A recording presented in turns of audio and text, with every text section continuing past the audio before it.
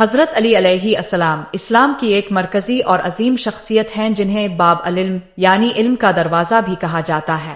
اب پیغمبر اسلام حضرت محمد کے چچازاد بھائی، داماد اور پہلے ایمان لانے والوں میں سے تھے۔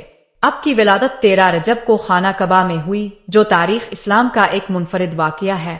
اب کے والد ابو طالب اور والدہ فاطمہ بنت اسد تھے۔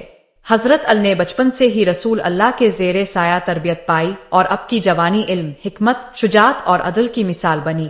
ایمان اور قربانی حضرت علی سب سے پہلے اسلام قبول کرنے والے بچوں میں شامل تھے۔ انہوں نے مکہ میں رسول اللہ کے ساتھ سخت حالات میں اسلام کی تبلیغ کی۔ ہجرت کے وقت جب رسول اللہ نے مدینہ کا سفر کیا تو حضرت علی نے ان کے بستر پر سونے کا فیصلہ کیا تاکہ دشمنوں کو یہ تاثر ملے کہ نبی کریم ابھی موجود ہیں۔ اس قربانی کی مثال تاریخ میں کم ہی ملتی ہے۔ شجاعت اور بہادری حضرت علی کو شجاعت کا پیکر سمجھا جاتا ہے۔ جنگ بدر، احد، خندق اور خیبر میں ان کی بہادری تاریخ اسلام کا روشن باب ہے۔ جنگ خیبر میں جب قلعہ خیبر فتح نہیں ہو رہا تھا تو رسول اللہ نے فرمایا کہ کل جھنڈا اسے دوں گا جو اللہ اور اس کے رسول سے محبت کرتا ہے، اور اللہ اور رسول بھی اس سے محبت کرتے ہیں۔ اگلے دن یہ جھنڈا حضرت علی کو دیا گیا اور انہوں نے خیبر فتح کیا۔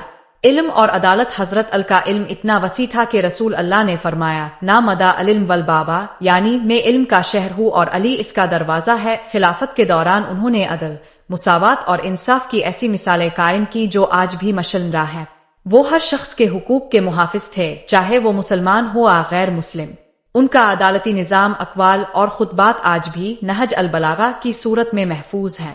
خلافت اور فتنہ حضرت علی چوتھے خلیفہ راشد کے طور پر 35 ہجری میں مسند خلافت پر فائز ہوئے۔ ان کے دور میں کئی فتنوں کا سامنا رہا، جن میں جنگ جمل، صفین اور ناروان شامل ہیں۔ ان سب فتنوں کے باوجود حضرت علی نے ہمیشہ اصلاح، وحدت اور عدل کی دعوت دی۔ وہ خلافت کو ذاتی مفاد کے بجائے امت کی ذمہ داری سمجھتے تھے۔